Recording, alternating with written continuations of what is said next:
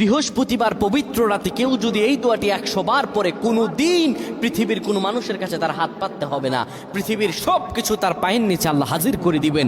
দারিদ্রতা থেকে মুক্তি দান করবেন, বিপদ আপদ থেকে মুক্তি দান করবেন, তার সম্মানকে সুউচ্চতা দান করবেন, অসুস্থতা থেকে দূরে রাখবেন। আল্লাহর অশেষ দয়া ও রহম তাকে দান করে দিবেন। সুবহানাল্লাহ। বৃহস্পতিবার রাত এটি গুরুত্বপূর্ণ রাত।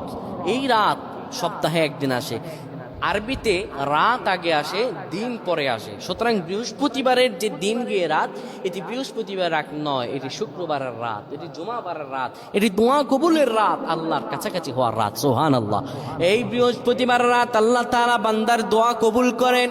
কেউ যদি বৃহস্পতিবার রাতে ঈশা নামাজের পরে পবিত্র হয়ে ইয়া হাইয়ু ইয়া হাইয়ু ইয়া হাইয়ু ইয়া রফিয়ু ইয়া রফিয়ু ইয়া রফিয়ু এই দোয়াগুলো পড়তে পারে 100 বার, আল্লাহ রব্বুল আলামিন তার মর্যাদা বৃদ্ধি করে দিবেন, তার জীবনটাকে আমার আল্লাহ সুন্দরভাবে সাজিয়ে দিবেন।